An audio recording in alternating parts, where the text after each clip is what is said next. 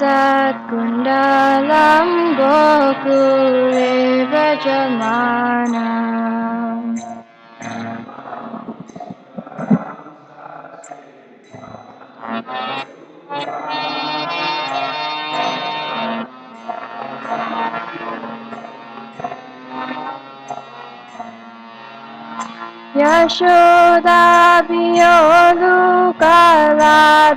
यशोदाभियोलुकालादवमानम् परामृष्टामत्यन्ततो द्वितीयगोप्या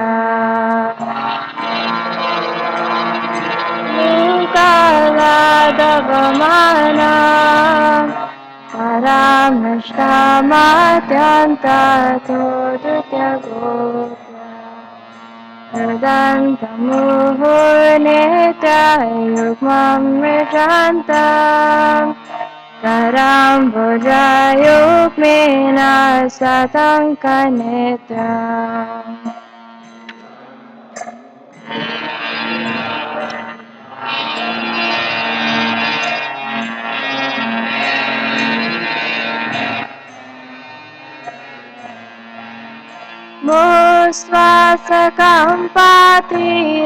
मुस्वासकम्पातिरेकाङ्ककण्ठा स्थितग्रीवं दामोदरं भक्तिपदा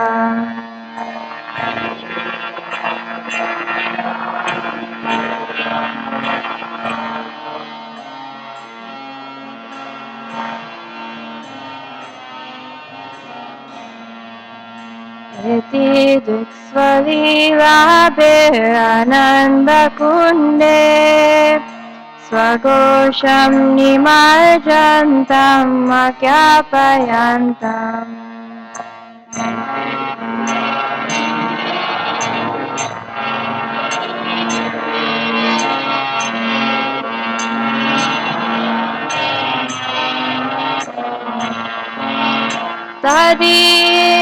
तदीशितज्ञेषु भक्तचिदत्वम्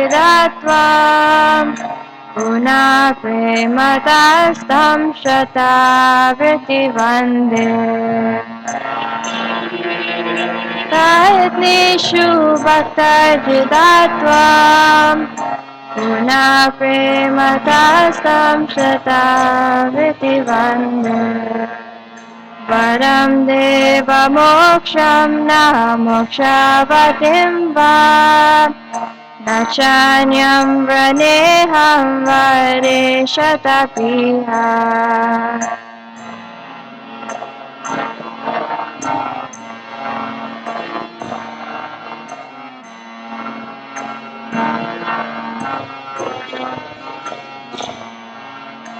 इदं ते वपुनाथा गोपालबाला सदा मे मनस्य वीरास्तं किमन्ये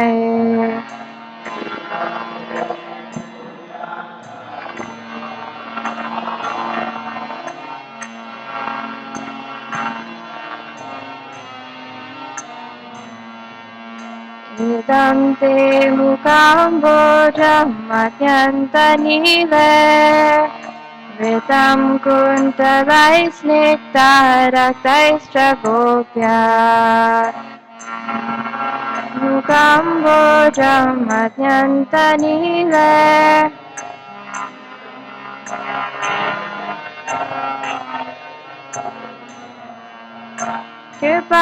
कृपादृष्टिविष्ट्या मुहुश्चुम्बितं बिम्बरक्तादरं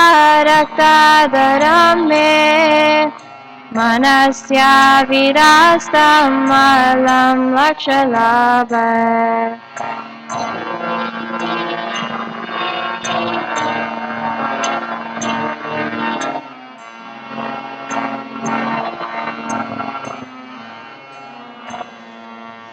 नमो देव दामोदरानन्त विष्णु प्रसीद प्रभुदुःखजलधिमग्ना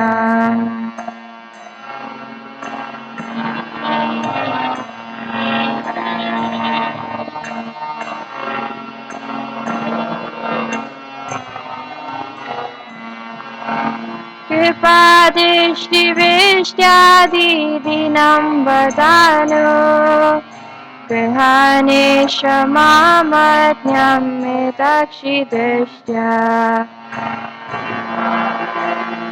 शादिदिनं वदानो गृहाणेश मामज्ञम् कुबेरात्मजौ बाधामुदैव याद्वा त्वया मोक्षितौ भक्तिभजौ कृतौ च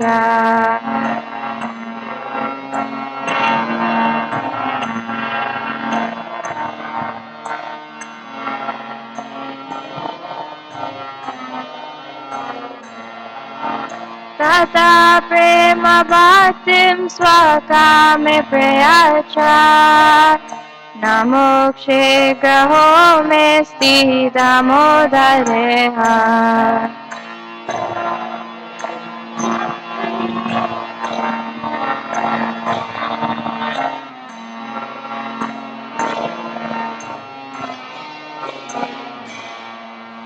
नमस्ते स्तुदाम्ने स्फुरदीप्तिदाम्ने त्वदीयोदराय ता विश्वस्य दाम्ने नमस्ते स्तुदाम्ने स्फुरदीप्तिदाम्ने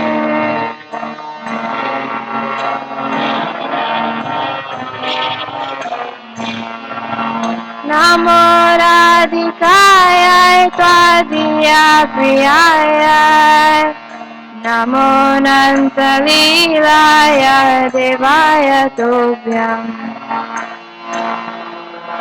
राधिकाय त्वदीया प्रियाय नमो अनन्तलीलाय देवाय तुभ्यम् नमो राधिकाय त्वदीया प्रियाय नमो अनन्तलीलाय देवाय तुभ्यम् नमो राधिकाय त्वदीया प्रियाय नमो अनन्तलीलाय नमामीश्वरं सच्चिदानन्दरूपम् रसत्कुण्डलं गोकुले व्रजमानम्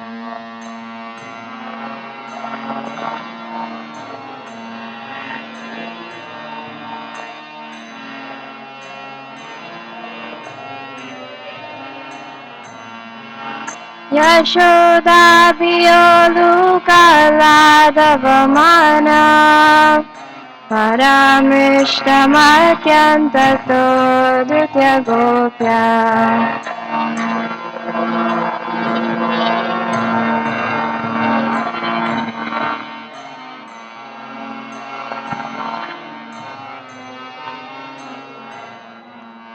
हरे कृष्णा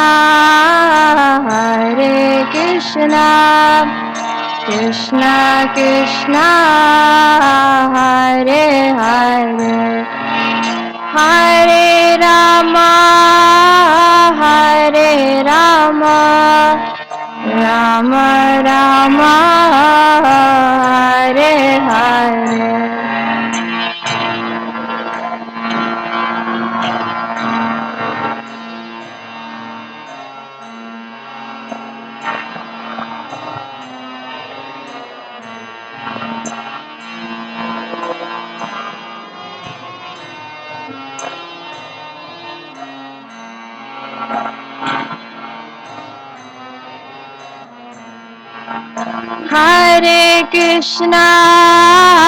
हरे Krishna Krishna Krishna Hare Hare Hare Ram Ram Ram Hare Hare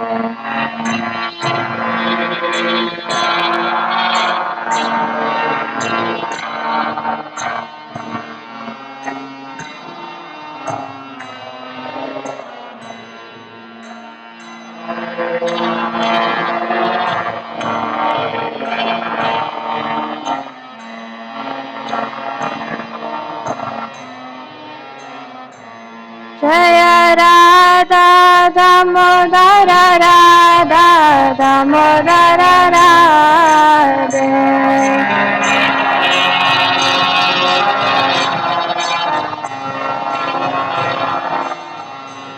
Jaya Radha Damodara Radha Damodara Radhe.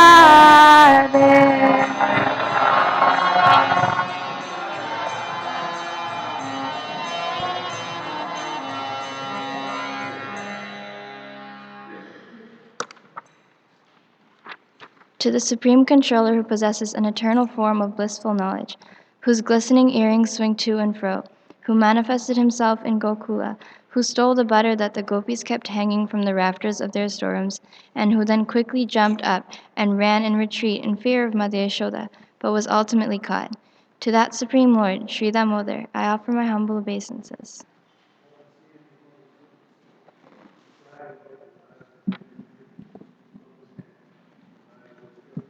Breathing was quick. And as Mother Yasoda bound his belly with ropes, he shivered in fright, and his pearl necklace shook. To this Supreme Lord Sri Damodar, who has bound his devotee's love, I offer my humble obeisances. Those super excellent pastimes of Lord Sri Krishna's babyhood drowned the inhabitants of Gokula in pools of ecstasy. To the devotees who are attracted only to his majestic aspects of Narayana in Vaikuntha, the Lord herein reveals, I am conquered and overwhelmed by pure loving devotion. To the Supreme Lord Damodara, my obeisances hundreds and hundreds of times. O Lord, although you are able to give all kinds of benedictions, I do not pray to you for liberation, nor eternal life in Vaikuntha, nor any other boon. My only prayer is that your childhood pastimes may constantly appear in my mind. O Lord, I do not even want to know your features as Paramatma. I simply wish that your childhood pastimes may ever be enacted in my heart. O Lord, the cheeks of your blackish lotus face, which is encircled by locks of curling hair, have become reddened like bimba fruit, due to Mother Yashoda's kisses. What more can I describe than this? Millions of opulences are of no use to me, but may this vision constantly remain in my mind. O unlimited Vishnu, O Master, O Lord, be pleased upon me. I am drowning in an ocean of sorrow and am almost like a dead man. Please shower the rain of mercy on me. Uplift me and protect me with your nectarian vision. O Lord Damodara, in your form as a baby, Mother Yashoda bound you to a grinding stone with rope for tying cows. You then freed the sons of Kuvera, Manigriva and Nalakuvera, who were cursed to stand as trees, and you gave them the chance to become your devotees. Please bless me in this same way. I have no desire for liberation into your effulgence. O Lord, the entire universe was created by Lord Brahma, who was born from your abdomen, which was bound with rope by Mother Yashoda. To this rope I offer my humble obeisances. I offer my obeisances to you, to your most beloved Radharani, and to your unlimited pastimes. Shri Shri Radha Damodar ki Jai.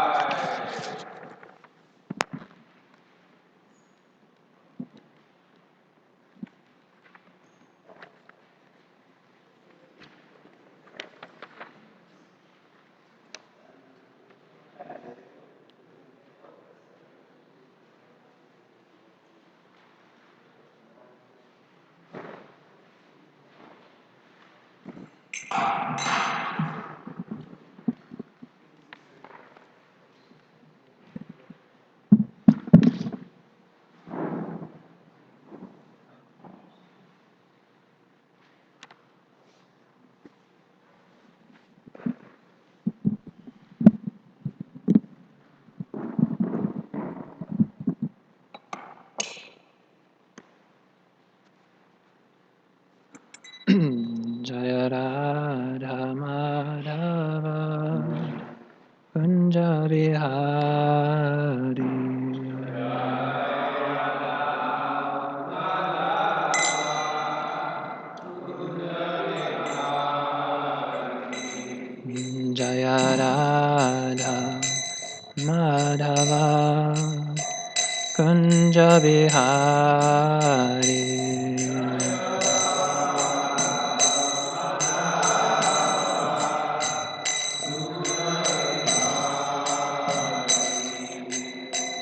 Gopi Janavalabha Girivaradhari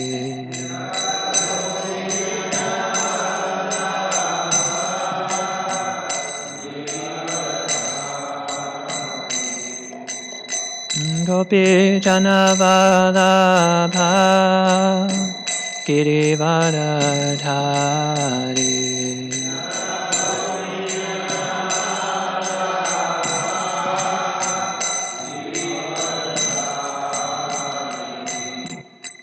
Yashodanandana Rajajana Ranjana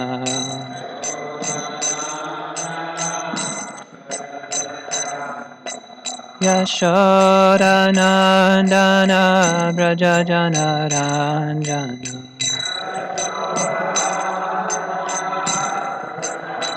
Yamunatira Vanachari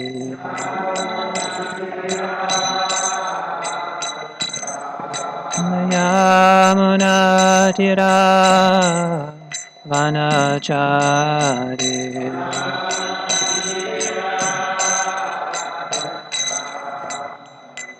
Jaya Radha Madhava Kunja Bihari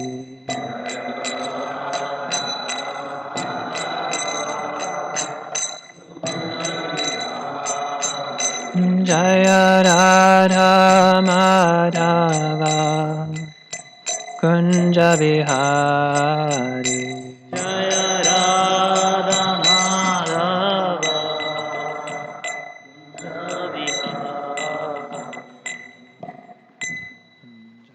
Paramahamsa Vairajacharya Stotra Satashi Shrimad His Divine Grace A.C. Bhaktivedanta Swami Srila Prabhupada Ki Shrimad Bhagavatam as it is Ki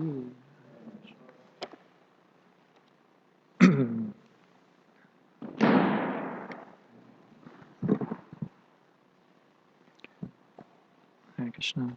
Today, I think we finished chapter 14 yesterday, and we're starting a new chapter, chapter 15, titled The Glories of the Descendants of King Priyavrata. Om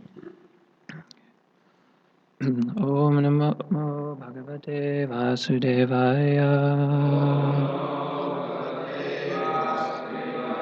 Om Namo Bhagavate Vasudevaya. Om Namo Bhagavate Vasudevaya.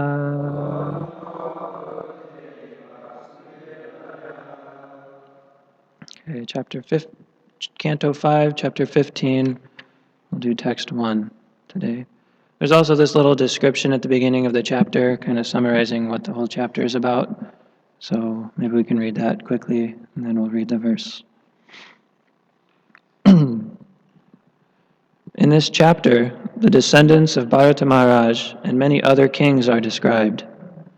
The son of Maharaj Bharata was named Sumati. He followed the path of liberation given by Rishabhadev. Some people mistakenly thought Sumati to be the direct incarnation of Lord Buddha. The son of Sumati was Devatajit, and his son was Devadumna. Devadumna's son was Parameshti, and his son was Pratiha. Pratiha was a very great devotee of Lord Vishnu, and he had 3 sons, named Pratiharta, Prastota, and Udgata. Pratiharta had 2 sons, Aja and Bhuma. The son of Bhuma was Udgita, and the son of Udgita was Prasthava. The son of Prasthava was Vibhu, and the son of Vibhu was Pritushena, whose son was Nakta. The wife of Nakta, Druti, gave birth to Gaya, who was a very famous and saintly king. Actually, King Gaya was a partial incarnation of Lord Vishnu, and because of his great devotion to Lord Vishnu, he received the title Mahapurush. King Gaya had sons named Chitrararta, Sumati, and Avarodhana. The son of Chitrararta was the Emperor Samrat, and his son was Marichi, whose son was Bindu. Bindu's son was Madhu, and Madhu's son was Viravrata. Viravrata's two sons were Mantu and Pramantu, and the son of Mantu was Bhavana.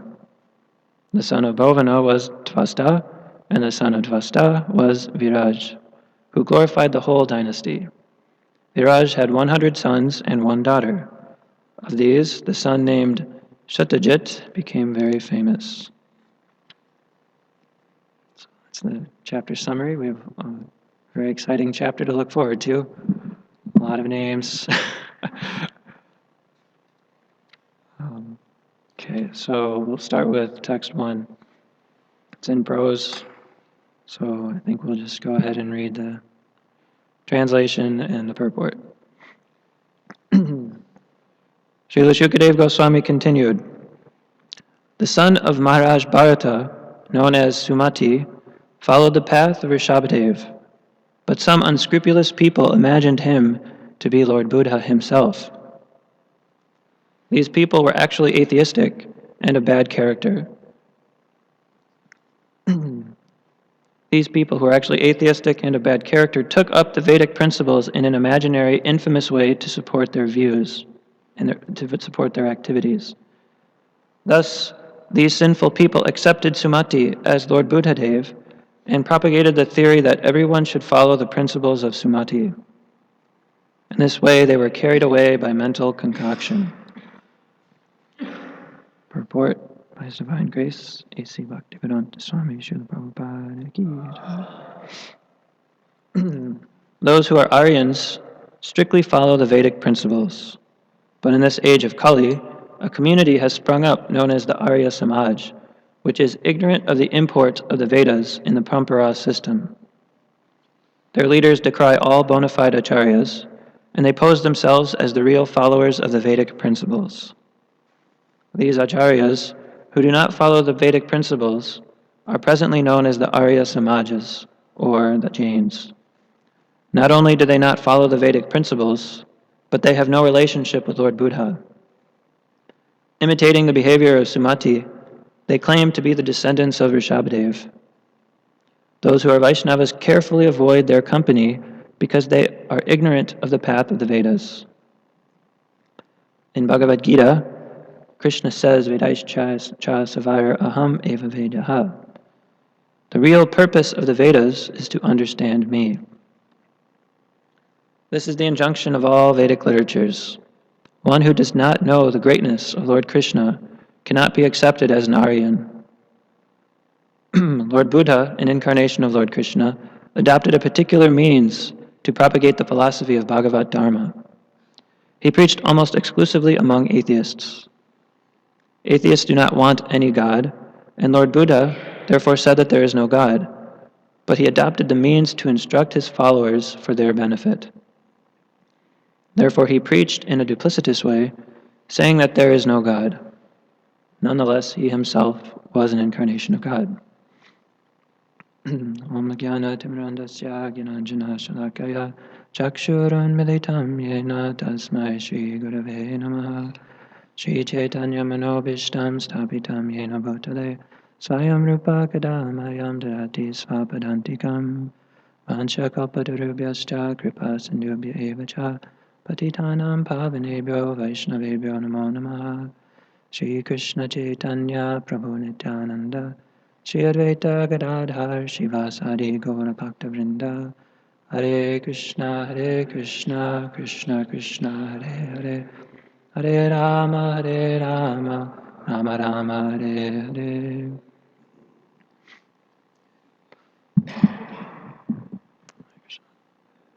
So we see even in ancient times, in the Puranic times, very, very long ago, we see deviations, speculations, misunderstanding of philosophy, and splitting off and starting new movements.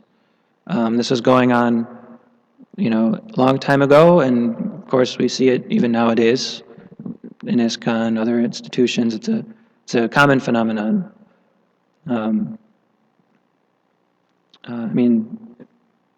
Sometimes there's some institutional disagreement. If you try to start a spiritual institution in the material world, it's very difficult, and it's not a very easy thing to do, and there's a lot of times there's disagreements about how best to do that. So sometimes there's just some institutional disagreements, so a group, starts a new movement or something, and sometimes, and a whole other thing is that people, they just adopt a completely different philosophy, and they deviate from the teachings of the previous acharyas. So this is not we even saw the same thing. Here the example is given of some followers of Sumati, who is the son of Maharaj Bharata. They imagined Sumati to be Lord Buddha himself, and therefore they concocted this whole philosophy and this whole movement to follow Lord Buddha, or Sumati. But we even see sometimes different. So this is considered to be,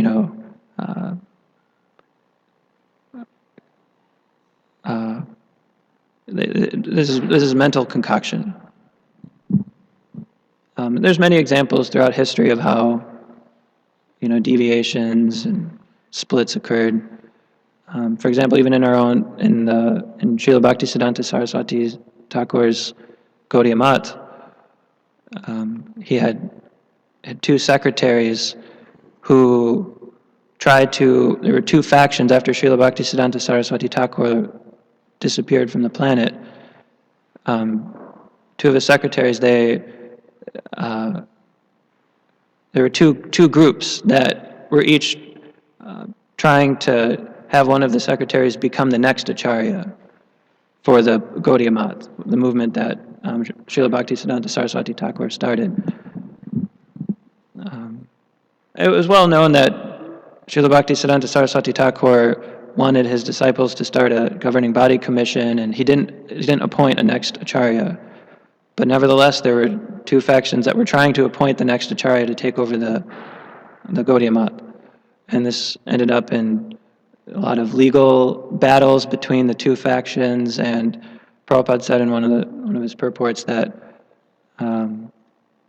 because both of them did not follow the order of their spiritual master, both factions were useless asara.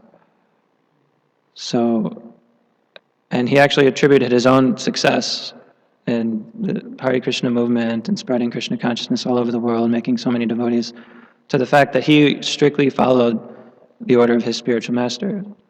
He started a GBC and was very loyal to Srila Bhaktisiddhanta Saraswati Thakur and following his orders.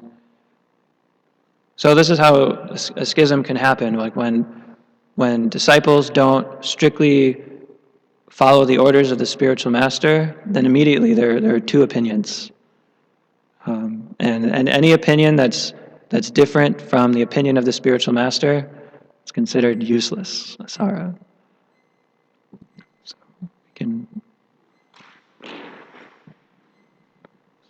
we can be on the lookout for that. And even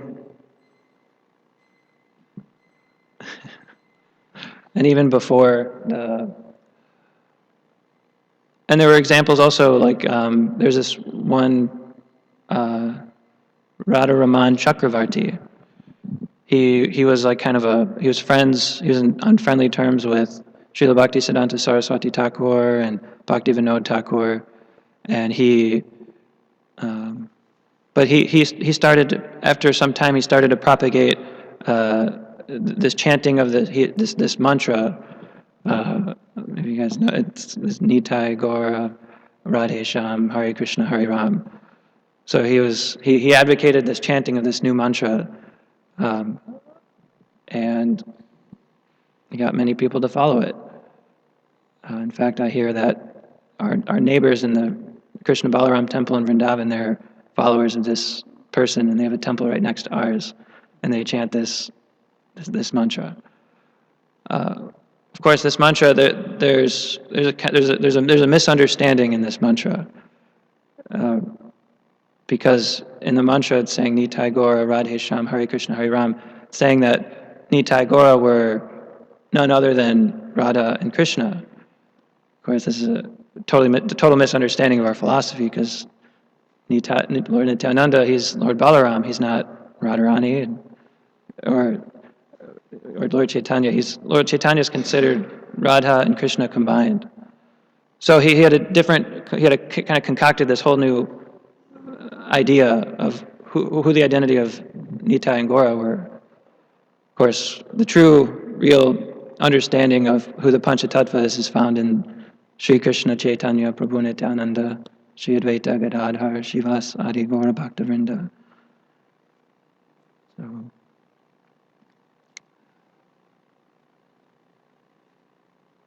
So it's, anyway, unfortunately, a lot of people nowadays are following some path or some movement that was started just based on mental concoction. It's unfortunate, but most of what's going on today, it's just people are following something based on mental concoction, not something authoritative coming from God, from Krishna. And then we also see there's this group called the Advaita Acharya Vamsas, or the followers of Advaita Acharya. Advaita Acharya had 6 sons, some of which were very, very glorious, and they followed Advaita Acharya very strictly, and then there were other sons that kind of deviated a bit, and they actually started claiming that Advaita Acharya was the Supreme Personality of Godhead, that he was superior to Lord Chaitanya. So they say that Lord Chaitanya actually learned Bhagavad Gita from Advaita Acharya. Of course, we see in the Chaitanya Bhagavat, which is written by Vrindavan Das Thakur, is considered none other than the incarnation of Vyasadeva. There's a different claim made in the Chaitanya Bhagavat about the relationship between Lord Chaitanya and Advaita Acharya. So it wasn't necessarily that Lord Chaitanya learned Bhagavad Gita from Advaita Acharya. Advaita Acharya, he often gave Bhagavad Gita class daily, and many people from all over used to come and learn from Advaita Acharya. And then one time, Advaita Acharya was going to discuss a verse from the 13th chapter about how Krishna, he has hands and legs everywhere, how he's all pervasive, he sees everything, and his eyes are everywhere. And so when Advaita Acharya came to this verse, he was explaining Bhagavad Gita in a personal way, and he was actually wondering how is this considered to be like a personal explanation of Krishna? How am I going to? It seems, in one sense, it almost seems like an impersonal. How can Krishna have his hands and legs everywhere? So then it was in the Mahaprakash Leela, Lord Chaitanya actually revealed that he told Advaita Acharya that he told him that you were wondering how to explain this verse, and I told you that it was actually meant Paramatma. Paramatma is everywhere, his hands and legs are everywhere, he's all pervasive, he's seeing everything. And then that was how it was explained, how to understand this verse. Lord Chaitanya actually instructed Advaita Acharya about the meaning of this verse from Bhagavad Gita. And this wasn't the only time, so Lord Chaitanya regularly, like in Advaita Acharya's dreams, Lord Chaitanya instructed him. So in that sense, Lord Chaitanya is superior to Advaita Acharya. But nevertheless, there's this group that say Advaita Acharya is the Supreme Personality of Godhead, and this group is considered in like an Uppa Sampradaya, or like a group that deviated. And then there was the Nityananda Vamsas, those who come in the family lineage of Lord Nityananda.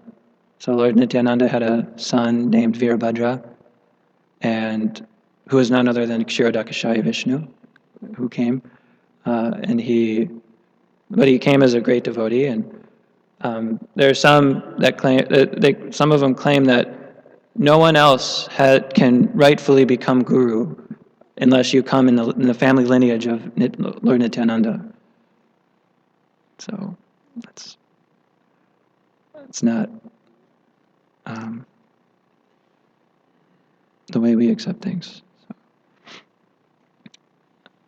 Then even before that, there's the story of Arjunacharya, how Arjunacharya, he was writing a commentary on Bhagavad Gita, and he came up to the verse in the 9th chapter, text 22, about how for those devotees who worship Krishna with exclusive devotion and constantly meditate on his transcendental form, that Krishna personally carries what they lack and preserves what they have. And then Arjunacharya was thinking, wait, I don't know if this is exactly true. Maybe there's some issue with the Sanskrit here, because Krishna doesn't do these things. He doesn't personally do these things. He does these things through his agents. So through his agents, he'll do these, yoga kshemam vahamyaham. Through his agents, he'll protect his devotees. So then, anyway, he actually ended up changing the Sanskrit from yoga kshemam vahamyaham to like yoga karomi aham or something, whatever. Karami, dadami. Okay. So he changed the Sanskrit to mean that his agents do these things and not himself personally. So anyway, then he decided to go and take a bath, then maybe go to the marketplace or something, and his wife was home, and when Arjunacharya was away from the home, there were two boys that came to his house. One was dark complexion, and the other was like a fair complexion boy, and they came carrying groceries. So they came to Arjunacharya's house, and his wife answered the door. And the two boys said, "We came bringing your husband, Arjunacharya, asked us to bring groceries to you." And the wife said, "Oh, really? Oh, come on in. It's very nice. Oh, you're such very nice boys. Please come on in." And the boys were saying, "No, we can't come in. Your husband might come home." And the wife was like, "What do you mean? My husband's, he's very nice. Not even home. He's very nice. He won't hurt you. He won't beat you or anything." And then the boys were saying, "Oh yeah? Just see." And then actually the dark complexion boy, he turned around and he showed on his back they're like beating marks, as if he got beaten. So then the wife was shocked. She's like, "Really? How could my husband really have done that? Why would my husband beat these nice, beautiful, young boys? Like, how could I?" She like couldn't believe it, and she was kind of shocked. Anyway, after some time, she went about her routine of cooking and preparing things, but she kept thinking about, how could my husband beat these boys? Like, what? I can't understand it. And then she started getting really, I don't know, angry at her husband for having done such a thing. She got really worked up. So she ended up cooking, and then she actually, before her husband came home, she actually started eating lunch or dinner or something, and which she never did. Usually when the husband comes home, the wife serves the husband, and then the wife eats, takes prasadam after the husband. But this time, she took prasadam first, and then when her husband came home, he said, oh, what's wrong? What's going on here? And she said, you know what's going on. She kind of she gave him the full treatment. She first she was kind of silent. She didn't say anything, and then she and then Arjunacharya was like, whatever, very humbly, whatever offense I've made, I'm very sorry. I don't know what I did. Please forgive me. Tell me what did I do? And she said, that there were two boys that came here with groceries that you sent, and they said that and you beat them. You beat those boys. I'm so mad. And Arjunacharya was like, what boys? He had no idea like what just happened. And then she said, the boys. There's a dark one and there's a light one. And Arjunacharya realized that, oh wow, that was actually Krishna, who personally came and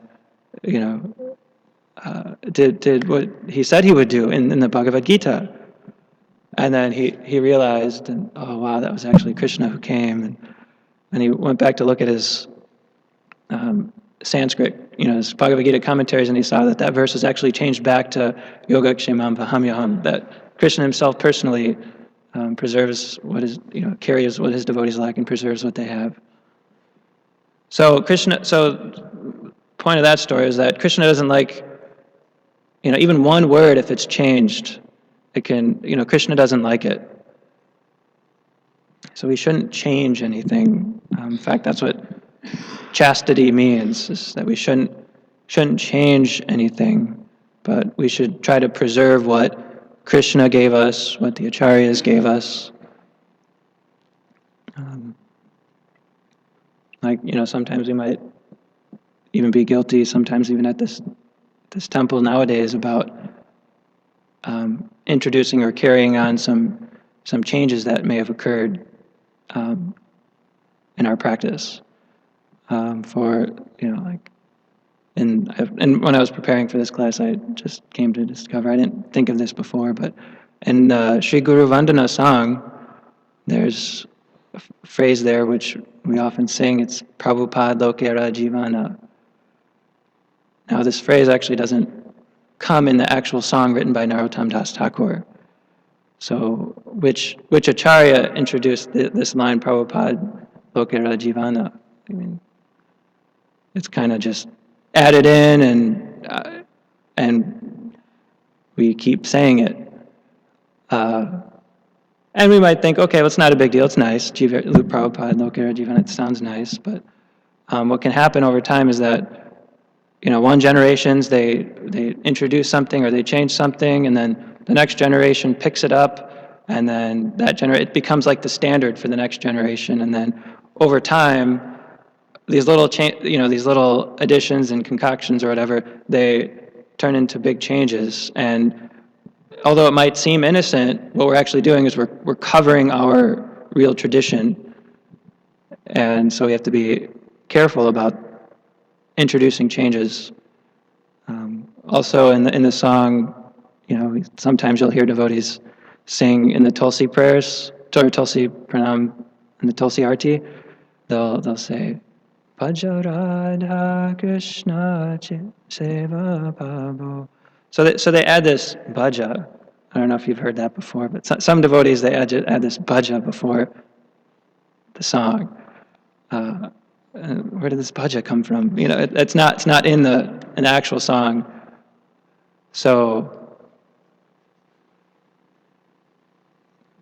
in fact, Prabhupada, and you can hear in the old recordings that Prabhupada, some devotees were saying that, Bhaja Radha Krishna, and he nixed it. He said, no bhaja.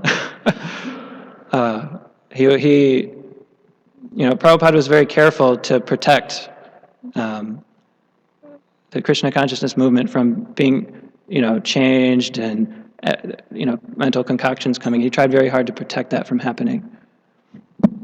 So, anyway, It's also, I mean, it's the Srimad Bhagavatam is very serious and strict when it comes to deviations and mental speculation and everything. Like in this verse, it's like Nityananda Prabhu was saying the other class that sometimes people like to think, oh, well, you're okay, I'm okay, we're all okay. But he said, no, we say that I'm okay and you're not okay. Meaning there's people who are following properly and people who are deviating and they're speculating, and it's important for us to understand what's what, and the Srimad Bhagavatam,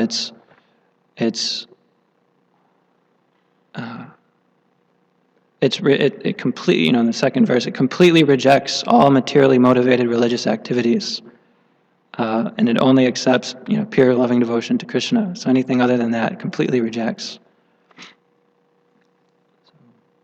And if something comes up and we don't know something, we shouldn't speculate and try to pretend like we're an authority. We should just say, well, I don't know. There's our philosophy is so vast, there's so much there. We have rich history and so much in our philosophy, and it's very likely that we won't know something. So instead of trying to pretend and act like we're an authority, we just say, I don't know. Like even so vast. Sometimes even our acharyas, they might disagree on some point. Like there was this example of this whole like Manvantar issue that at the end of the rule of the Manus, Sridhar Swami in his commentary on the Bhagavatam says that sometimes there's a dissolution, and then but Jiva Goswami, who's another acharya, he says that always there's a dissolution at the end of the rule of the Manus. So I mean, there's some contradiction there. It seemingly that there's at the end of the Manus there's dissolution, otherwise sometimes, and otherwise always. So it was also described that we shouldn't take sides when the acharyas are disagreeing or something. Like if Prabhupada says something different than the other acharyas, we take note, say okay, but we still remain faithful to Prabhupada.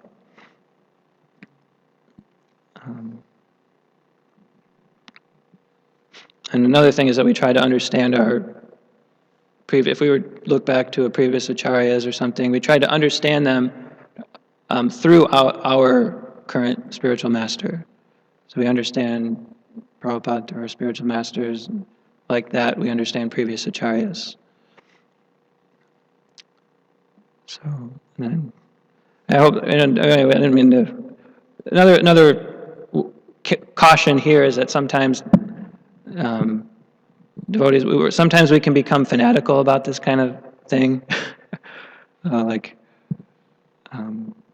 We hear someone chanting Bhaja Radha Krishna Seva, and then we just immediately get on their case and say, no, this is not right. And so we have to be careful about just getting on devotees' cases for doing something. So I heard that in the old days, in the beginning of the movement, there was this mood of it was like this very rigid mood. And everyone must follow properly, and if you didn't follow totally properly, even if you were brand new, it was considered to be offensive. Everything that you did, if you came to the movement, you just like walked into the temple, you didn't know what was going on, and then immediately you say, "Oh, that's offensive, Prabhu," and like that everything. So like there's this one devotee was telling that he was taking rest in the ashram, and in the middle of the night, some devotee woke him up, and the devotee said, "Yeah," and he said, "Prabhu, it's offensive to sleep on your stomach," because he. And then anyway, so that was like an example of. I mean, brahmacharis were supposed to sleep on their sides, right? But first of all, it was the middle of the night. He didn't even know that he was sleeping on his stomach, like, and yet some devotee woke him up and said, this is offensive to sleep on your stomach. So anyway, so we try not to, try to police other devotees and find out what's right or what's wrong, but we should know what the standard is and try to act accordingly. Okay, that's it. Thank you. Thank you Yeah, for the sure. class. Hare Krishna. I was wondering if you know, the Ritviks, they claim that ISKCON is changing Prabhupada's books. And I was wondering if you know of specific, examples where the changes are kind of serious, or is it more just like grammatical things? Because I've heard that our claim is it's usually just like grammatical things, or that the original transcriber didn't hear what Prabhupada said correctly. I don't know if you know anything about. I don't know much. Yeah, I only know what Dravida Prabhu said when he came here and gave his presentation during the Christmas retreat. And I would just say refer to that presentation because that's the only thing I know. And he goes through all he goes through all the changes, or some website or something that you can go to see all the changes, why they happened, and all the explanations. But I don't know all the details, so I can't give specific examples. I just know that Prabhupada did allow for editing to take place. He fully trusted Jayadvaita Maharaj to edit his books, to make them more presentable to a wider audience. So Prabhupada did give permission to edit his books, and it seemed like they were very responsible in making sure the changes were. They didn't change any essential points, but they just changed grammatical things and made sure that devotees heard properly when they were transcribing and including everything. That's all I know. Would you want to add something?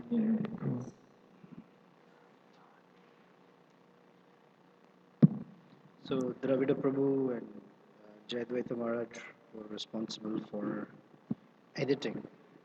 They have a whole website that explains verse by verse for all the books that they're editing what the original Prabhupada's manuscript says, what the first edition says, and what's the new modification show, so that it's in fidelity with the original manuscript. And every shloka is explained. I think it's called Gita Changes Explained. It's on Jayadvaita Maharaj's website. And when Dravida Prabhu was here, he did a whole presentation called Responsible Editing, where you don't change the Siddhanta, you just make sure that the Siddhanta is most appropriately expressed the way Prabhupada wanted it to be expressed. There are many claimants, not just Ritviks, even within ISKCON, who have a lot of fidelity to Prabhupada, also object to some of them. So they've made it transparent, where you can go see how or what changes have been made.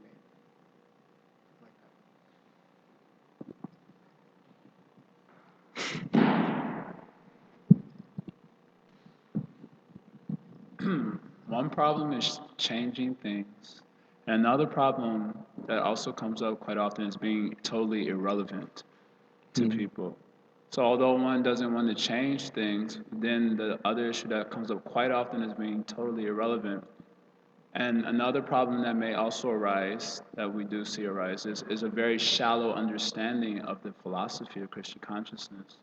And you also mentioned that because the philosophy is quite vast, and there may be so many things we don't know.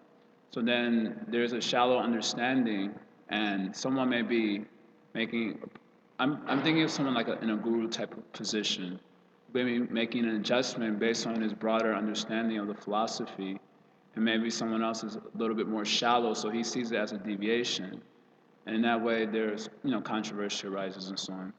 And then, so then how do we see Srila Prabhupada made changes when dealing with his disciples because of the practical consideration of them being Westerners, of their training, allowing women to go on the altar, giving them Gayatri, a brahmacharini ashram, that's never been heard of before.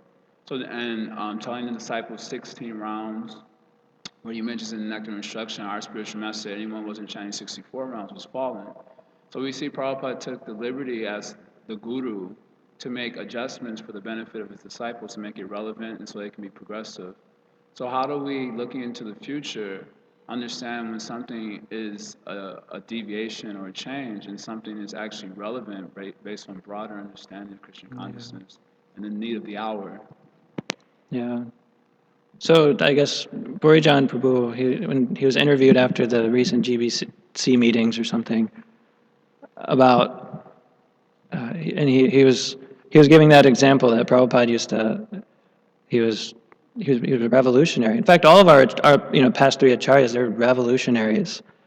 Srila Bhaktivinoda Thakur, Srila Bhaktisiddhanta Saraswati Thakur, and Prabhupada, they were revolutionary. They changed everything. They changed a lot. So Borijan Prabhu was giving the example of how Prabhupada introduced a brahmacharini ashram, which is totally unheard of, and he got really criticized for allowing women to stay in the temples in the ashram. That was like really, a huge thing. So one of his disciples asked Prabhupada afterwards, how do you know what you can introduce? What's a change and what's what you cannot change? How do you know? Like how did you know that you could start a brahmacharini ashram in the West, but yet you can't change these other things? So then Prabhupada thought about it for a while, and he said that requires intelligence. And then he said he said a lot of intelligence was displayed in the GBC meetings. So this is like our GBCs, our leaders. They're supposed to be like brahmanas who are supposed to understand, at least the philosophy very thoroughly, and at least in our current situation, we have like a group, a council of such leaders who are supposed to help us understand how we can become relevant and at the same time stay in fidelity to Prabhupada and the previous acharyas. Most of us, it's not our position to change things. Most of us, we're just meant to faithfully follow. We're not acharyas, and most likely if we tried to make something relevant, and we don't know a lot, we're very new, then very likely we will deviate, we will speculate something, and it will lead to, chaos or something. So it's really it's like the role of the acharyas to figure out, okay, how to make this relevant. So Prabhupada appointed the GBC. He asked his disciples to form a GBC to govern the movement after he left. So this is like a GBC question. I don't know. So, but at least from my perspective, it's just a matter of because I don't know all these things. So I'm just trying to remain a faithful follower and try not to speculate. And if I don't know, I say I don't know. So.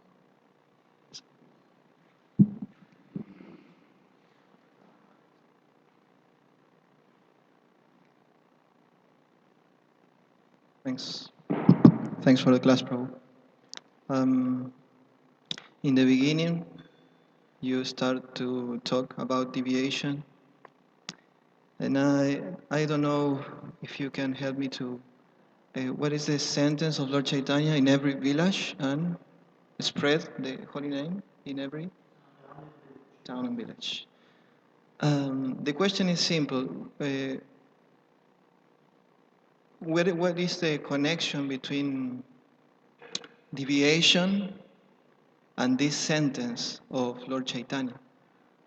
Because, can I give you an example? Yes. I don't know if you have the experience here in the United States or in Europe, because ISKCON is strong here, or in Europe.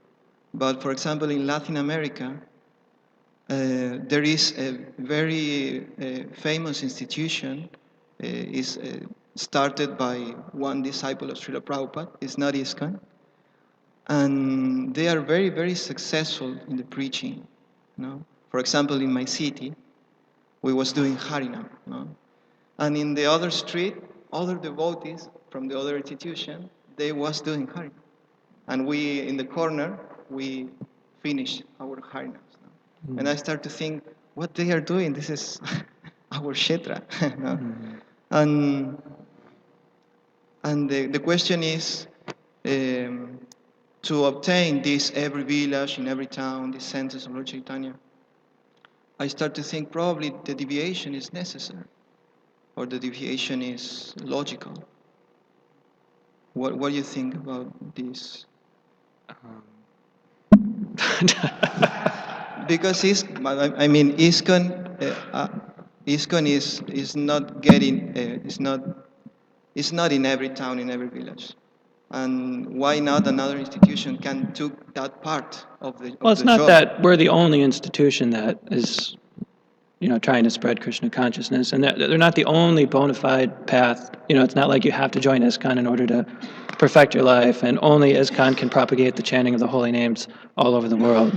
There are other bona fide groups out there that are in fidelity to their spiritual master all the way back to Krishna. And they're following very nicely, and they're helping to spread Lord Chaitanya's mission all over the world. That's fine. But that we should still never deviate. We're followers of Srila Prabhupada, so we shouldn't deviate from his teachings. And we respect other groups.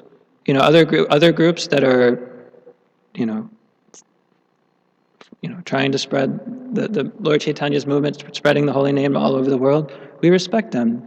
They're chanting the holy names. They're getting people to chant. That's a wonderful thing. Now, and for each different group, we'd probably have to go into the specifics about, what their philosophies are. Did they deviate? Are they legitimate? That's case by case. It's specific. Some are bona fide, and some are not. And it's up. And we should. If we don't know, we should ask somebody who does know. We should find a brahmana or find someone who is a little bit more knowledgeable about what is actually a deviation and what is dissension or whatever you said.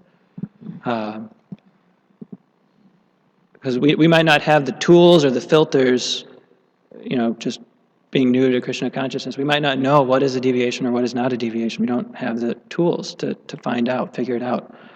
So we see someone's chanting the holy names, we're respectful. That's one, and then we can inquire from our leaders, those who are guiding us. Okay, there was this other group, they were chanting, and I didn't know how to, understand where they're coming from. That's what I would say. Yeah, please, of course. Yeah.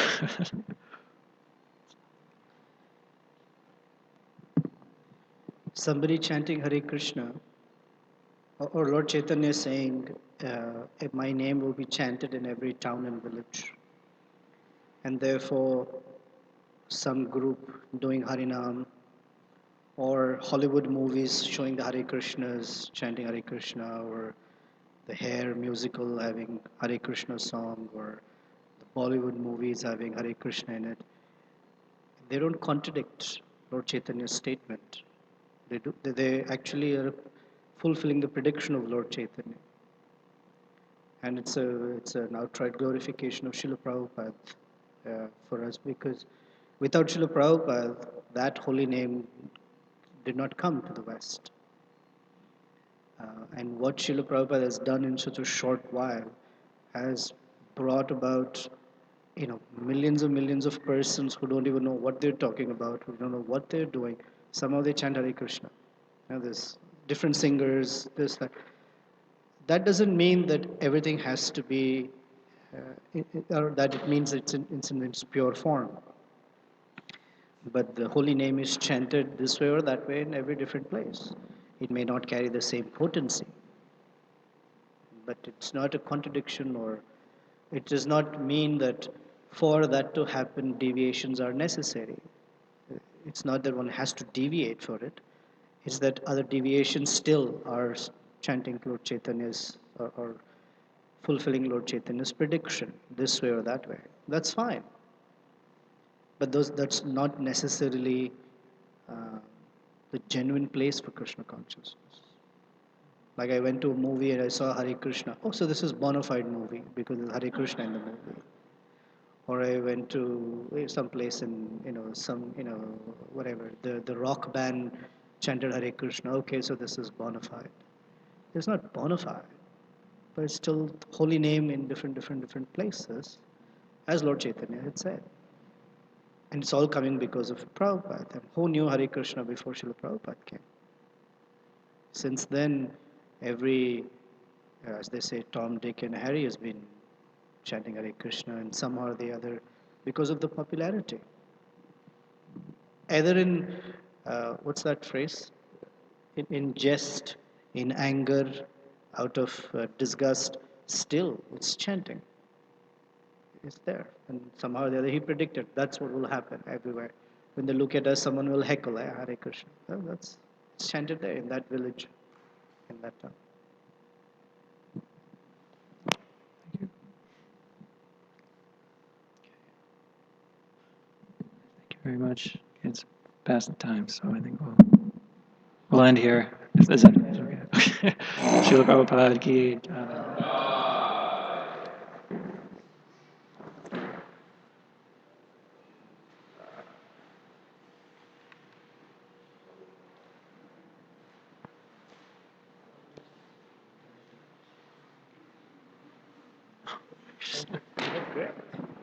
Great. Great.